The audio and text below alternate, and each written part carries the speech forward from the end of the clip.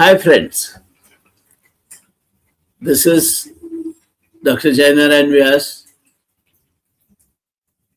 a master's degree holder from India's premier engineering institute, IIT Mumbai, with a doctorate in management under the able guidance of Professor Dholakia, the director of India's premier management institution, IIM Ahmedabad. I am a fellow of Institution of Engineers and a lawyer. Have an experience of teaching, administration, and public life, spanning over 6 decades. I thought of this presentation and this channel through which I should like to continue the dialogue with you, listing before you the happenings all around the world. The world, friends, today is changing at a rate faster than any time before. And what this world is likely to be. The predictions which Alvin Toffler gave. He says knowledge will be the power, and who has earliest access to the knowledge shall be the most powerful.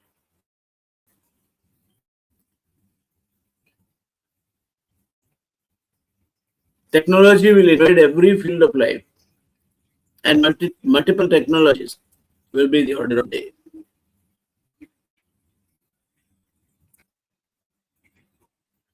The pace at which technology will change will be so great that if you sleep in the night and wake up in the morning and don't remember yourself, you will be outdated. This is the era of knowledge. This is the era of technology. This is the era of speed. Toffler further says that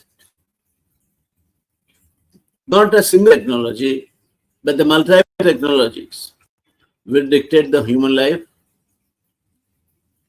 and a human being will be carrying virtually an infinite memory on his sleeves or her sleeves. Friends, you will be surprised to know that when the first human being landed on moon, NASA did not have the computing power which today my smartphone has. This is the progress. You are in the era of smartphones. You are in the era of artificial intelligence. You are in the era of information technology. Michio Kaku, the another physicist futurologist, says man will conquer the aging process. Supercomputers as small as cup of coffee will become affordable. And artificial organs, instead of today's organ transplantation we need, could be ordered from maybe a setup like Amazon. The world has changed a lot and will be changing a lot at a lot more speed in the times to come. Kaku says that the surface transport will become unviable as the space transport develops, and the space transport will be at the mere 10% of the present day cost of the surface transport, which will eliminate between the so-called trade boundaries between the countries, constraints of transportation and transportation costs. Hormuz perhaps will no more remain a constraint or a bottleneck bothering the world of energy crisis. Friends, Kaku says further that the solar space stations will become viable, and wireless transmission of energy will eliminate the need for fossil fuels, more or less by 2050. We already are in the era of hydrogen fuel. We are already in the era of solar energy harnessing. We are already in the era of hybrid cars, which use electricity and a fossil fuel. While all these changes are taking place, let me tell you that sometimes, one time or the other, while you are taking a nap, there is something phenomenal and fundamentally effective taking shape somewhere at some corner in the world. To keep yourself updated with the technology would mean your efficiency, would mean your success, would mean a satisfaction that you are with the world. With that intention, my team stumbled across a name, a title, Global Crossroads. Yes, today the globe, the civilization, and you and me are standing at the crossroads where the opportunities which are sort of going to present before ourselves are going to be man's. Global Crossroads, which you are seeing on your screen now, is a channel which will be for the global audience, especially focused on Australia, US, and the Europe, English speaking countries, and talking about these changes. It will also talk about the possible things happening elsewhere like China or Russia. This is what is the reason behind keeping the title Global Crossroads. Global Crossroads is your channel of updation, thrice a week to start with about 40 to 45 minutes duration show. We will present ourselves before you. I request your full indulgence, cooperation, and much more. The feedback to help us improve and be a world-class review channel. World-class channel which reviews news and happenings. World-class channel which reviews the shape of things to come. World-class channels which reviews political developments, and world-class channel which reviews the wars. Things are differently understood today. When Russia and Ukraine went at war, number of experts thought that it will end in about 2 to 3 months' time. It is more than 3 years. 28th February 2026, Iran was attacked by Israel and United States of America. People thought that they'll crush Iran in 3 days to 4 days' time, or maybe a week's time. The war is on with a little bit of a pause in between. What will happen to it? The world is sitting on the arsenal, which is sufficient enough to destroy the entire world, entire civilization. Are we heading towards that? Or are we going to be saner as we learn from the past experiences of Hiroshima and Nagasaki? Which way we shall go? Whether the wiser counsel will prevail over America, Iran, and Israel. Whether the compulsions that Trump has for the midterm elections in November this year, or Netanyahu has for the October end this year elections in Israel, permit them to do something differently which will help them at the hustings. El Nino, developing over Pacific, is threatening to be one of the worst in last 180 years, with serious consequences that will start happening around the month of November 2026. Are we heading towards a kind of a disaster which is going to take place because of the changing weather, air pollution, and irresponsible destruction of the environment? Issues are immense, issues are indefinite, issues are infinite. And so will be the opinions from the experts, which will be covered in different media, different fora, different conferences, different platforms, different missions. Are you, as human being, going to have the time to glance through everything that is dished out to us by way of news? By way of news on happenings around the world, and capable of interpreting them as an expert would? I don't think it will be possible. And therefore, it is an effort in that direction to weekly, 3 times, thrice a week, present before you through the screens of global crossroads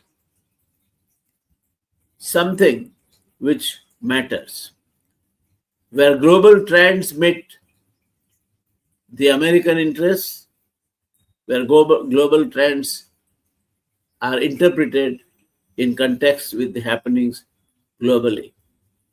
It is said that the future belongs not only to the young. Yes, the future does belong to the young. For example, the country from where I make this podcast, India, is the youngest country in the world with the average age of 31. The largest populated countries on earth with 145 crores, means roughly 1.45 billion population. At times fourth largest economy, at times sixth largest, maybe eventually eyeing at becoming the second largest economy on this globe. A country which is energy deficient. We look at China, which has become now the factory of the world, manufacturing almost 1/4 of the manufactured goods and services all around the globe. A country that is dominating the exports, world trade, by a share of over 18%. What is going to happen to them? Is Russia going to be drained out of the resources? Is Russia would again rise and regain the glory it could command at the time of Cold War, post-World War II era? Anything can happen. There are immense possibilities. Europe is changing. So is America. So is Canada. Mike Carney's Canada no more is the same, dominated by the United States of America. In Britain, there are people gunning after the present Prime Minister, Keir Starmer, that he should leave because the results of the local self-governments have gone against him, his party. In India, name the issue, name the crisis, and it is facing unemployment, food security, inflation, draining foreign exchange, burgeoning population, so on and so forth.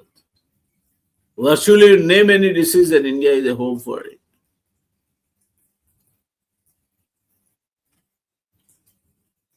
There are things happening round the clock, 24/7.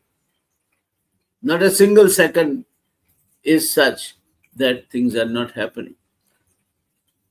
To that, I have a model to talk to you, which I'll make you now take you around a slide presentation. I make you what this channel is going to be like and what you can expect out of us. Here is the slide presentation just to introduce you to Global Crossroads, your own channel for information. Look here, Iran, Israel, America war, the conflict that may reshape the world. Geopolitics, geoeconomics, energy, power, all are the issues which this war threatens to deal with and threatens to change. On one side, you look at the Hormuz.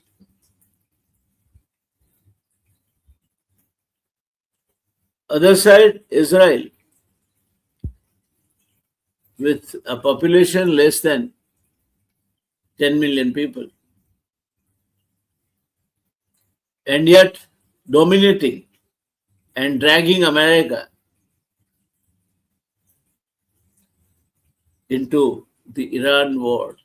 It is said that Trump is dominated by Netanyahu's determination to fight out this war.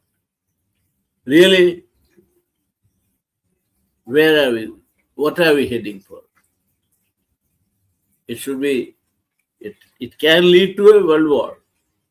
In all probability, it will not, because wisdom would still prevail amongst the saner countries in the world that in case there is World War III, the World War IV will be fought with stones and sticks, if at all there are survivals. So this is one kind of a review that might be one of the topics in the times to come. Next, we talk about why this war is global crisis. What is the reason why Iran, Israel, America war is a global crisis? The first and foremost is energy security in many countries. Energy shock, unprecedented spike in oil and gas prices. If the oil and gas prices, and especially the crude oil, goes past $150 per barrel, many of the countries will go broke. They'll have tremendous difficulty navigating their economies, India being amongst one. Economic shock, global inflation, and stock market crashes. Supply chains disruption, severe disruption in transport logistics. If a Hormuz chain is plugged, Hormuz Strait is plugged, the other alternative supply chain network for the energy that will have to develop will take time. Even the Arab countries where the oil producing and exploration network has been damaged considerably will take 3 to 5 years time to come back to the normal. So what will happen to the supply chains? And the immediate risk of global stagflation, slow growth, high inflation looms large over the humanity. Is this going to happen? Will be the question we'll be asking you, will be the question we'll be answering to you, will be the question which will be analyzed and presented in the times to come. Next will be the timeline of escalation. Look at your skin. 1979, Iranian Revolution. The king was dethroned. It was the beginning of domination of religious leaders. The Khomeini became the supreme leader of the country. 2018 come and US withdrawal from the landmark nuclear deal, JCPOA. Iran was enriching uranium, and there was a deal that periodically the International Energy Authority could inspect this to ensure that Iran does not produce or Iran does not develop the capabilities to produce the atomic weapons. That treaty, one of the American presidents of the time withdrew from that. The third, 2023-24, I would take you back to October 2023 end, when Hamas attacked Israel. Israel was caught napping. Much touted about Iron Lady failed. Much touted about their foolproof sky defense found to be wanting. 2023-24 expansion of the Gaza and Lebanon conflicts, because Lebanon was hosting another terrorist organization, Hezbollah, which was supported by Iran. So this all got activated. Hamas on one hand, Hezbollah, Gaza, Israel, Iran, and America. Come to 2025, there was a direct military conflict between Gaza and Lebanon areas. Israel wanted to make sure that Gaza is ultimately cleaned and washed through. Belongs to only Israel, no Arab settlements. 2025, 28th February, 20th January 2025, the new American president, in the name of Donald Trump, takes over. And his policies were to add fuel to the fire. Expansion of the Gaza and Lebanon conflict took place. Direct military clashes between Iran and Israel started under the American consent. And come 2026, 28th February 2026, outbreak of a full-scale regional war between Iran, Israel, and the third participatory, the United States of America. Decades of tensions, moment of choice, and a future at stake, all now is in this conflict, which involves Israel, involves US, involves Iran directly, but the Gulf countries where the American bases are located, like Oman, like United Arab Emirates, like Bahrain, indirectly. So that is where, we are. I think I'm discussing this conflict as a focus because this is one event which is threatening today, not only to disturb the world peace, but the entire existence of the world. Maybe world trade, world peace, world boundaries of different countries, nations, and other happenings or developments around the world. This is one phenomena which today is going to or threatens to influence the entire world as no such phenomena earlier in past. Next, there are three main players, as you know: United States of America, Israel, and Iran, and a complex game of power security and survival.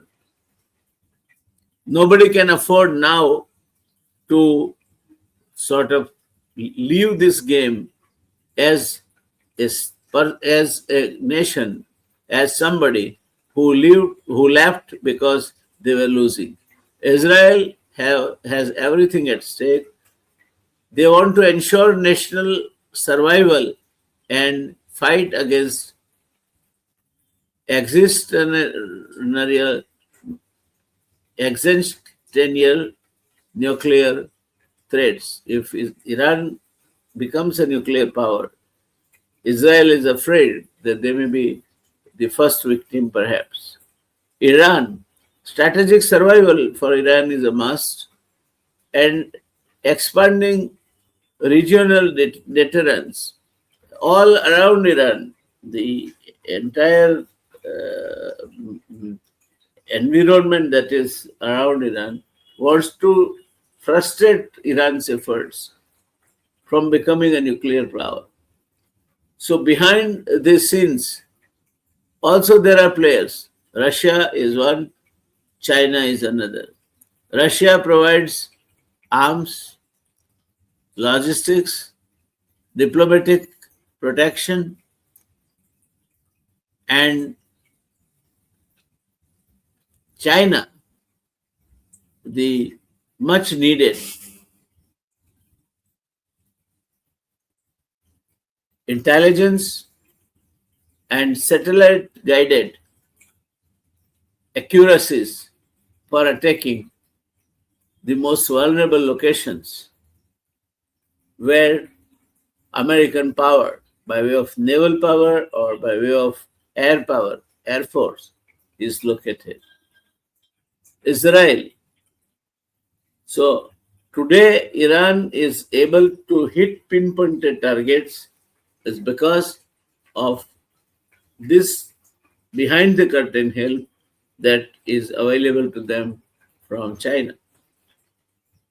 Friends, one more thing we should keep in mind is that Israel, in a way, during 2024, 25, 26, has also earned a bad image as a very cruel and sort of country which doesn't respect human rights. What they did, killing about 100,000 people in Gaza, more in West Bank, is something which is Nazi regime did to them. Israel, which has faced this kind of atrocities, Holocaust, taking similar measures now, instead of being a good learner and not resorting to them, in itself is sufficient a cause for the Israel to lose the global sympathy. The checkpoint, or what is the choke point? The choke point is Hormuz. If this 21 miles wide bottleneck, which you are seeing on your map, controlled by Iran, is not opened up, then what happens? 34% of the oil of the world's seaborne oil trade passes through Hormuz. 30% of LNG, of global liquefied natural gas transit, takes place through Hormuz. Therefore, a narrow corridor that is just 21 miles wide, its closure could paralyze the global economy by paralyzing the global energy supply. This would mean 20 million barrels per day of oil would vanish. Connections with these oil producing countries with the world will vanish, and no alternative route is available to meet with the energy needs, immediately replacing the supply that was coming through Hormuz. And therefore, it takes control over energy flows, the weaponization of energy supplies, direct surge in the baseline manufacturing costs worldwide. Energy is strategy. Markets are influenced because of that. Power is exerted through the arm twisting, using energy as the reason, and security, energy security, is under threat for many countries. Therefore, friends, in the 21st century, oil is not just a commodity. Forget, oil is not just a commodity. It is influence, leverage, and power to control the globe. That is what you are seeing today. The skyrocketing prices of the crude oil, which you are seeing on your map, which you are seeing on your screen, surge in global transportation, spike in manufacturing and production expenses because costly energy, and severe decline in consumer purchase power because they will have less savings due to the higher prices they spend because of the inflation. Fuel prices have gone up from 5.49 to $6.59 per gallon. The crude oil prices 150 plus in terms of barrel would mean most of the countries in the world which are oil importing. India imports 80% of its energy required, for example. They will find their energy not only in short supply but also very costly, and their economy will crumble under the higher manufacturing costs. The inflationary chain reaction will take place. Oil affects transport, affects manufacturing, affects food, affects inflation. It affects food in two ways. One is transport and running the mechanized instruments like tractors, harvesters, like that. Plus, urea, nitrogenous fertilizer, which is manufactured using nitrogen, liquefied natural gas, LNG, liquefied natural gas, is going to be in short supply world over. India will find that they will see the year 2026-27 short supply of urea to the tune of 7 to 8 million tons. That may affect the agriculture production. If it is less by 10%, then India's GDP, which is projected to be around 6%, could immediately be slashed by 1%. Imminent threat to global food security. Central banks reacting aggressively by raising interest rates. When American Fed chair was changed, it was expected that the Fed rates will come down. No way. They continue to be there, and Americans should not be surprised if they are higher. Because in the present scenario, no matter what Trump wants, no matter what the uh, federal chair might wanting to oblige Trump, the federal committee, which dictates ultimately the decision-making apparatus, will not permit lowering of the Fed rates anymore. Rapid erosion of middle class savings because they will, if I may talk about India, 60% of the middle class income goes towards food and medicine.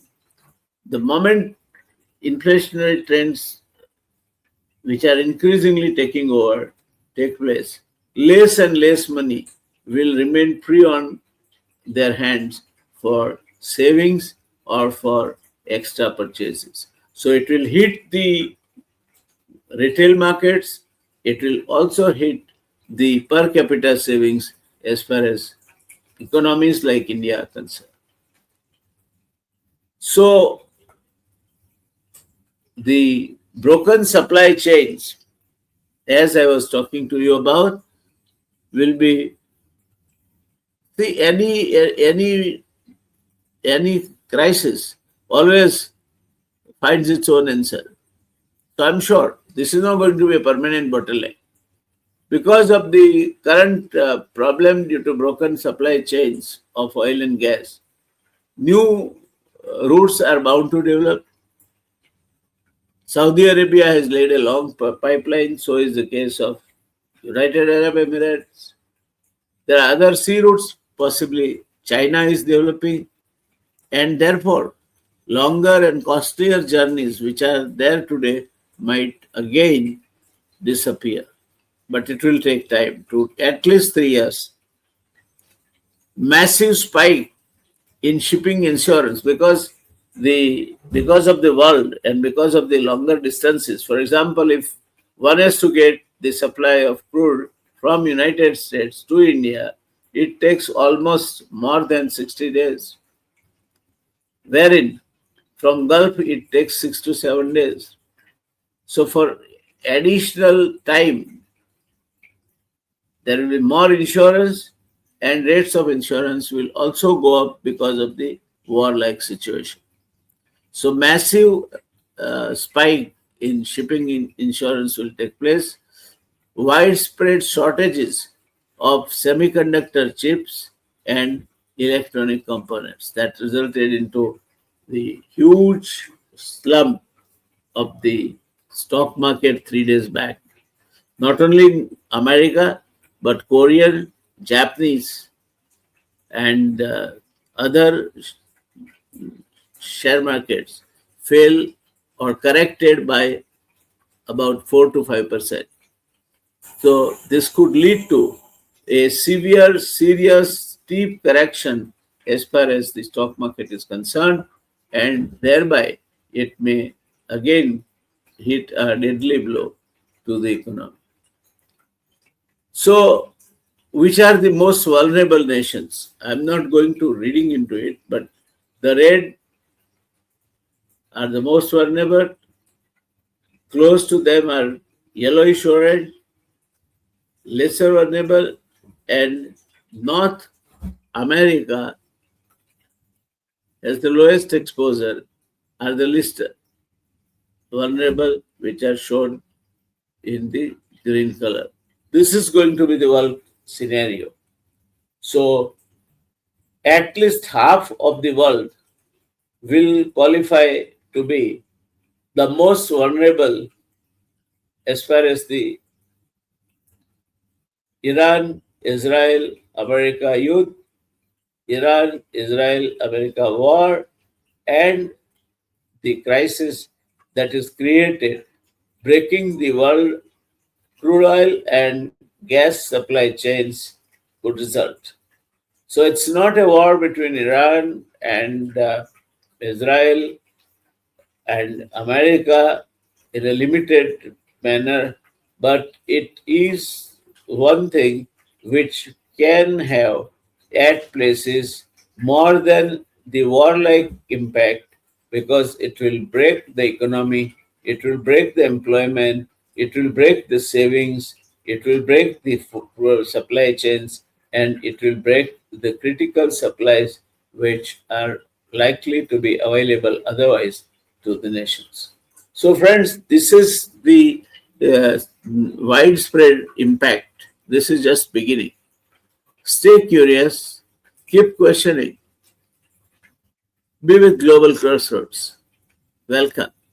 We shall follow this style so that you can download and use it. Those research workers or students or those who are interested in the areas like journalism can make use of this. So this is the style I'm going to follow.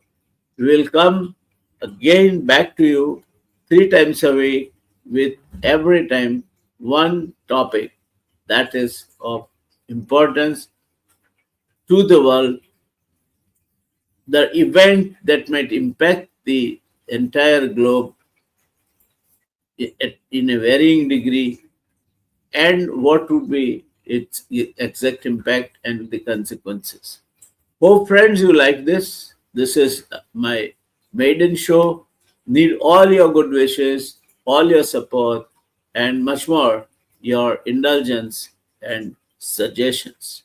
So, have a nice day. Welcome once again. It was nice and pleasant to be with you. Thank you so much. May God bless you. Bye.